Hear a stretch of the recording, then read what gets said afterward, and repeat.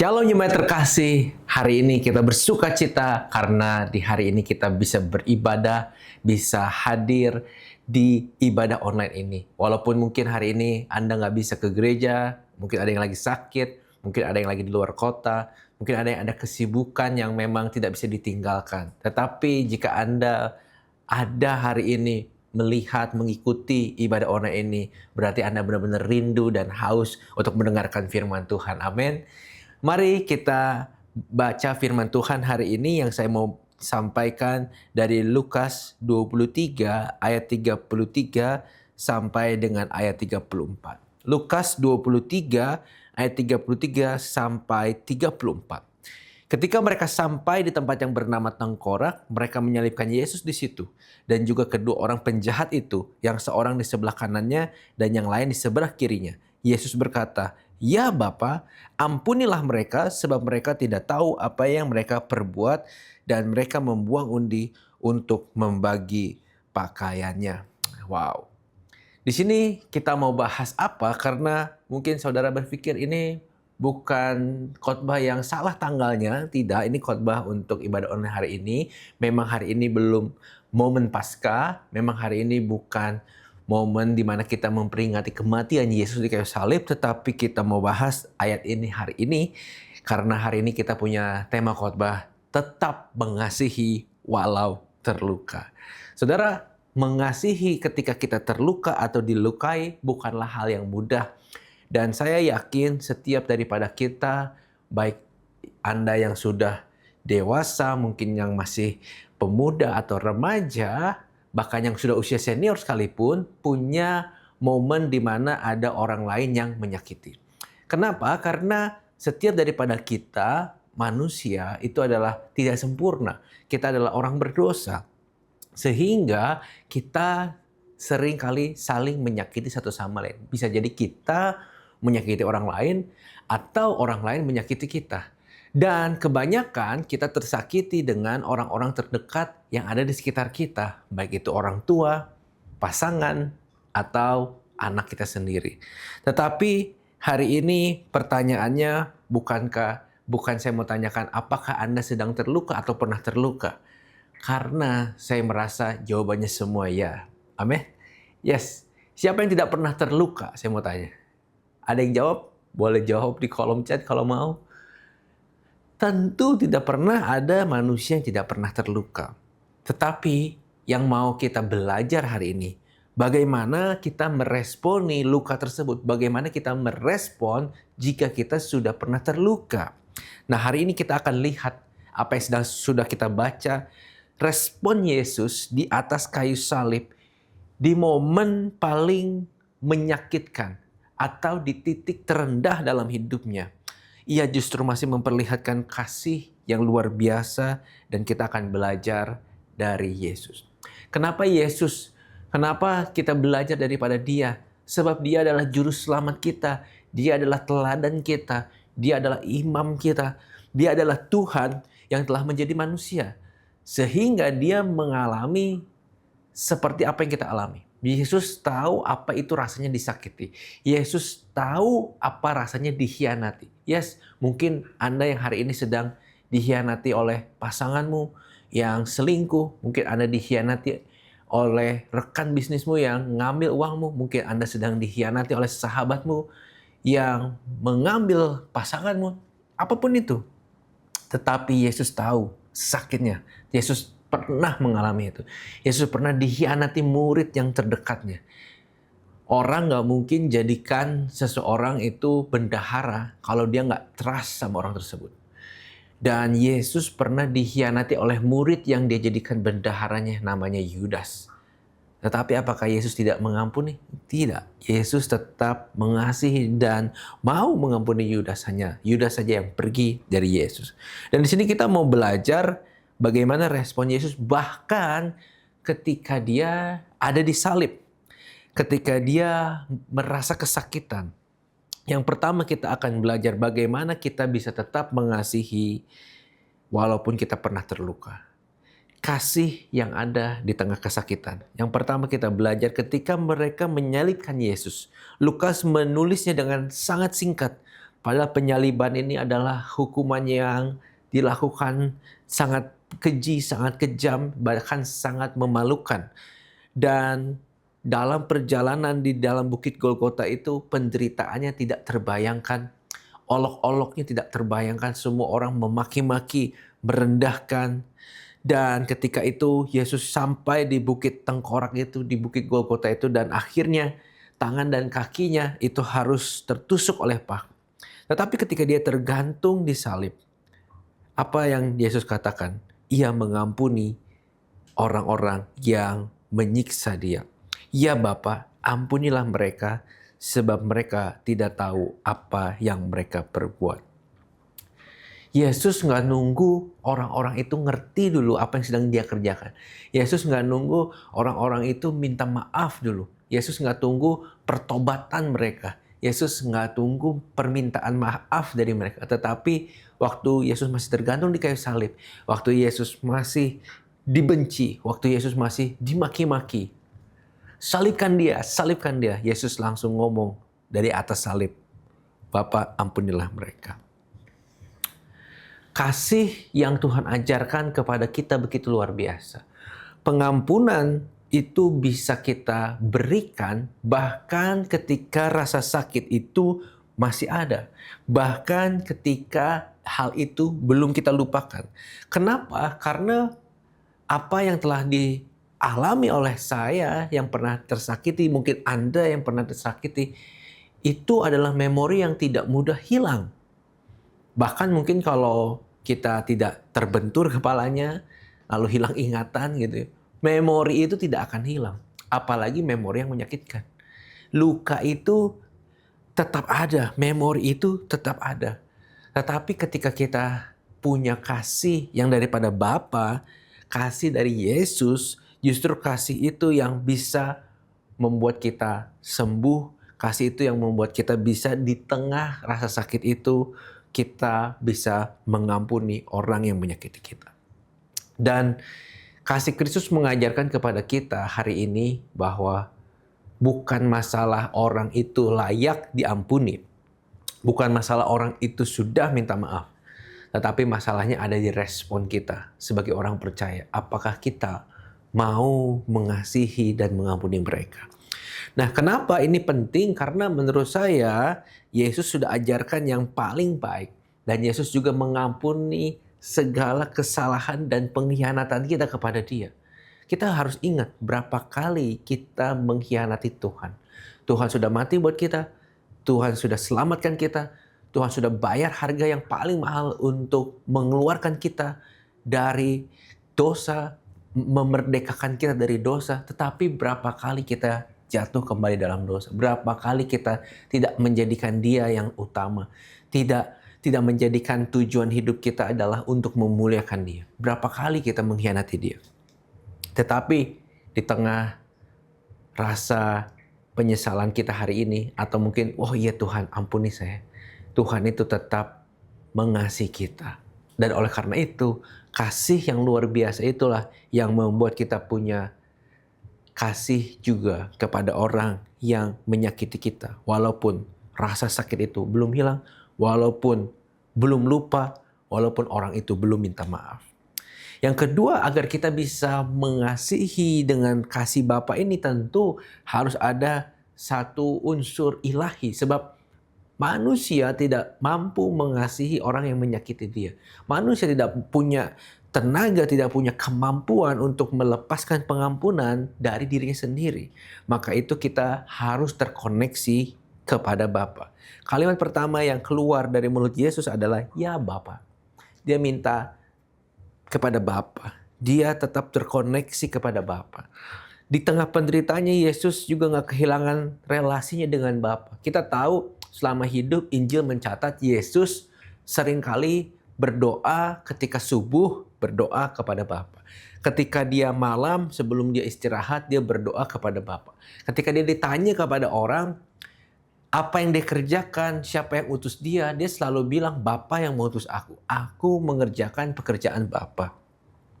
Mungkin kita berpikir ketika semuanya berjalan dengan baik, mujizat demi mujizat terjadi, Lalu popularitas mulai naik ya. Yesus ngajar, semua orang mendengarkan dia. Dia mau banyak orang bertobat, banyak orang mendengarkan dia. Dia itu terjadi. Lalu mujizat demi mujizat, kesembuhan terjadi.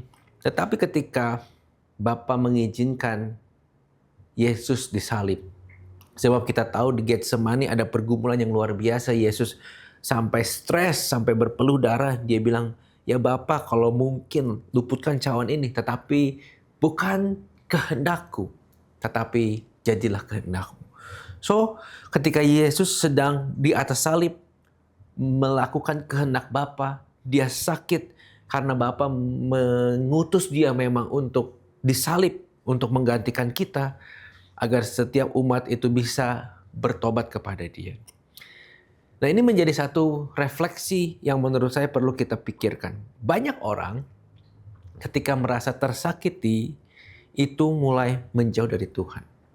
Ketika kita merasa dikhianati, ketika kita merasa dikecewakan oleh manusia lain, ketika kita ada orang yang jahat sama kita, atau kita mengalami sesuatu hal yang gak baik karena ada orang yang menyakiti kita, seringkali ketika kita kecewa, maka kita juga bertanya kepada Tuhan, "Why God? Kenapa ini terjadi sama saya Tuhan? Kenapa Tuhan izinkan ini terjadi?" Dan kita hatinya menjadi pahit.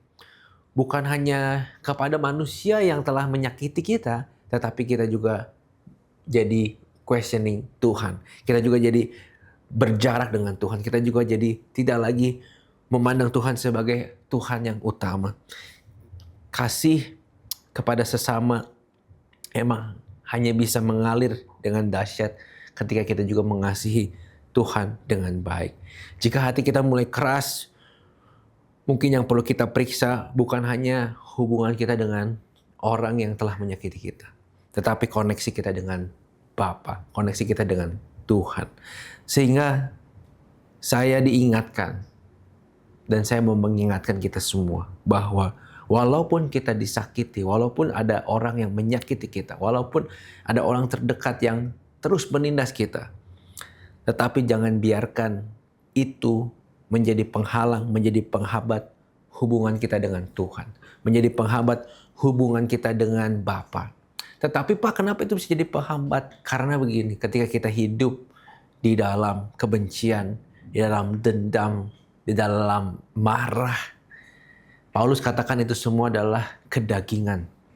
Dan gak ada bagian kedagingan di dalam roh. Gak ada kedagingan yang diterima oleh kebenaran. Oleh karena itu ketika kita hidup oleh daging, gak mungkin kita hidup oleh roh. Kalau kita hidup tidak dipimpin oleh roh, maka persekutuan kita dengan Tuhan yang telah menjadi juru selamat kita akan hancur, akan rusak. So hari ini kita harus tahu bahwa ketika kita bisa tetap mengasihi dan mengampuni, itu akan menjaga koneksi kita dengan Bapa, Sang Pencipta kita. Oleh karena itu, jangan biarkan manusia lain yang telah menyakiti kita merusak hubungan saya dan saudara dengan Tuhan. Jangan biarkan itu. Tetap terkoneksi dengan Bapa. Gimana Pak kalau kita masih benar-benar fresh, baru kemarin nih, baru kejadian banget, masih sangat ingat. Ambil waktu untuk berdoa, ambil waktu untuk tenang. Tidak perlu ambil keputusan pengampunan sekarang, tetapi dekatkan diri sama Tuhan. Dan saya yakin ketika kita dekat dengan Tuhan, ada dalam hadirat Bapa, dipeluk dengan kasih karunia Tuhan, dilingkupi dengan sukacita karena berada dalam hadirat Tuhan di dalam doa dan pembacaan firman, saya tahu kemampuan yang akan kita miliki untuk tetap mengasihi dan mengampuni oleh orang yang telah menyakiti kita akan datang dari Tuhan Yesus. So yang ketiga, keputusan untuk mengampuni. Yesus berkata, "Ya Bapa, ampunilah mereka." Wah, ini luar biasa. "Ya Bapa, ampunilah mereka."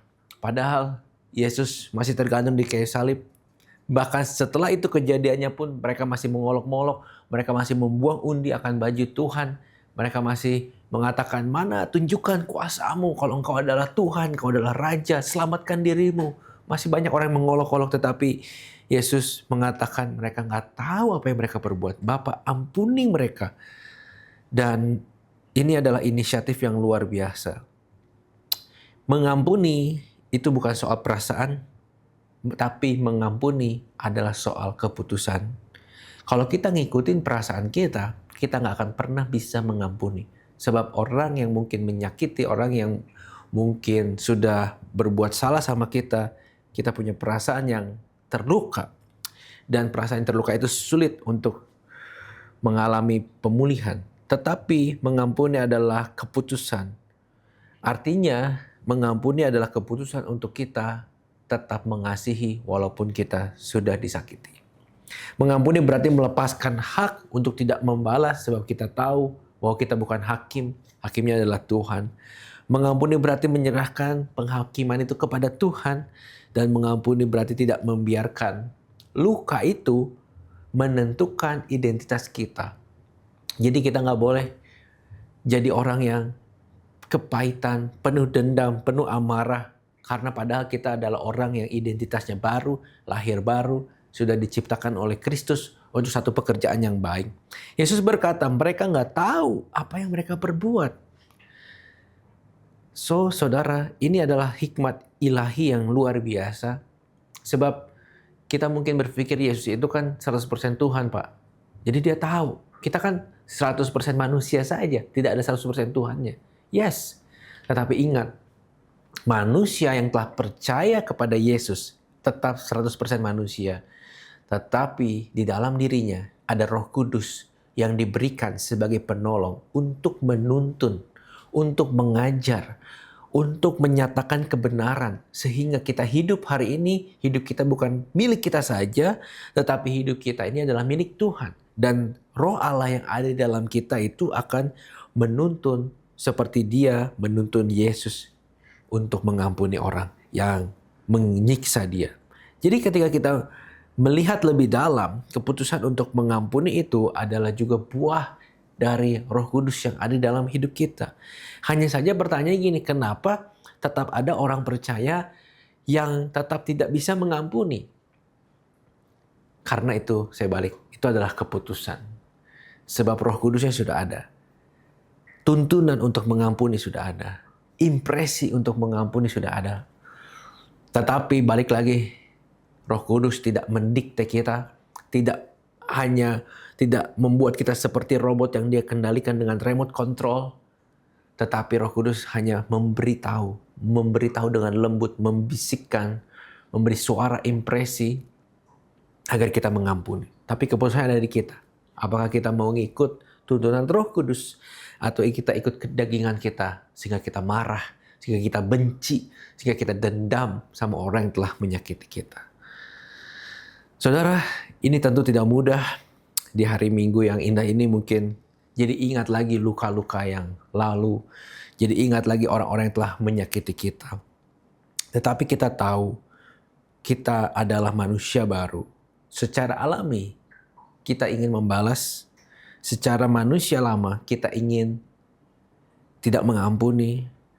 Secara keadilan mungkin kita berpikir nggak adil kalau orang seperti itu kita ampuni. Tetapi Tuhan tahu bahwa ketika kita mau hidup merdeka, ketika kita mau hidup dalam kasih karunia Tuhan, Kristus mengajarkan kita, ampuni musuhmu, bahkan cintai musuhmu, bahkan berdoalah untuk mereka. Dan saya yakin ketika kita bisa melakukan itu, kita akan menjadi manusia baru. Bukan manusia yang gak pernah terluka lagi. Bukan manusia yang tidak lagi dikuasai oleh luka. Tetapi hari ini kita tahu bahwa kasih Kristus dalam hidup kita begitu besar, begitu luar biasa, begitu dahsyat. Dan tidak ada satupun luka, pengkhianatan, atau rasa sakit yang ditimbulkan oleh manusia lain yang bisa memisahkan kita dari kasih Kristus. Salib nggak berkata bahwa rasa sakit itu nggak penting. Tetapi salib berkata bahwa ada kuasa yang lebih besar daripada rasa sakit itu. Sebab di atas kayu salib, Yesus tetap mengasihi. Di atas kayu salib, ini Yesus belum kembali kepada tubuh kemuliaan. belum lepas dari rasa sakit itu. Masih menahan sakit, menahan perih, bahkan dia sebentar lagi akan menerima murka Allah atas semua dosa yang dilimpahkan kepada dia karena dia adalah pengganti kita, kurban untuk menghapus segala dosa. Tetapi di kayu salib itu, Yesus pun mengatakan, Bapa, ampunilah mereka sebab mereka tidak tahu apa yang mereka perbuat. Saya tahu, saudara, ketika kita bertobat, kita tahu orang-orang yang menyakiti kita pun punya alasan, punya why, punya karena kenapa mereka bisa hidup seperti itu dan menyakiti kita. Kita tahu mereka hidup dalam dosa, kita tahu mereka ada masa lalu yang mungkin membuat mereka hidup seperti itu dan mulutnya, tindakannya, mungkin apapun itu jadi menyakiti hidup kita. Tetapi yang saya lihat dan yang saya alami ketika kita berhasil melepaskan kasih dan pengampunan, maka Tuhan juga akan kita alami dan kasih Tuhan dalam hidup kita akan kita rasakan. Bahkan sukacita kemerdekaan itu akan kita alami dalam hidup kita. Ada satu kisah nyata yang luar biasa. Beberapa tahun lalu di Indonesia ada satu keluarga Kristen yang mengalami tragedi yang sangat memilukan. Sebab mereka memiliki anak perempuan yang sangat mereka kasihi. Anak perempuan yang menjadi orang yang menjadi penghibur dalam keluarganya. Anak perempuannya sangat baik. Tetapi ada sebuah kasus kriminal yang sempat menjadi perhatian publik sebab anak ini dibunuh secara keji oleh orang yang tadinya mengasihi tetapi akhirnya jadi dendam sama anak ini. Dan anak ini dibunuh dan mohon maaf bagian-bagian tubuhnya ditemukan secara terpisah sebab pembunuhnya membagi-bagi bagian tubuhnya agar tidak terlacak. Tetapi kebenaran terungkap, polisi bisa bekerja dengan baik dan akhirnya menemukan jasad dari korban tersebut. Tentu saja sebagai orang tua saya merasakan apa yang mereka alami. Bagaimana rasanya kehilangan seorang anak yang sudah mereka besarkan sampai dewasa, sampai jadi pemuda, sedang berada dalam usia produktif yang luar biasa, tetapi hilang begitu saja karena kejahatan, karena kebencian dari seorang yang pernah mengasihi anaknya tersebut. Ayah dan itu ibu hancur, rumah mereka menjadi sunyi, dan hati mereka penuh dengan tanya, dan mungkin bergumul kepada Tuhan, kenapa ini harus terjadi di dalam hidup kami? Secara manusia sangat wajar, kebencian itu muncul, sangat wajar. Mereka ingin melihat pelaku dihukum seberat-seberatnya, dan sangat wajar mereka dendam kepada pelaku yang membunuh anaknya dengan sangat keji. Namun dalam proses pergumulan yang panjang, lewat doa, lewat firman, lewat dukungan dari komunitas sekitar, Tuhan mulai melembutkan hati orang tua ini, dan mereka menyadari satu hal penting. Kedua orang tua ini menyadari bahwa kebencian yang tinggal dalam hati mereka, maka mereka akan kehilangan dua kali. Pertama, kehilangan anak mereka. Yang kedua, kehilangan damai sejahtera dengan Tuhan. So mereka memutuskan dengan air mata, dengan berat, dengan tangisan, mereka ambil keputusan untuk mengampuni pembunuh anaknya. Bukan karena luka itu kecil, bukan karena rasa sakitnya sudah hilang, karena tidak ada sebutan untuk orang tua yang kehilangan anaknya. Kalau anak kehilangan orang tuanya ada sebutannya yatim atau piatu, yatim piatu. Tetapi tidak ada sebutan untuk orang tua kehilangan anaknya karena itu adalah hal yang sangat menyedihkan yang tidak bisa kita bayangkan sakitnya sebagai seorang orang tua.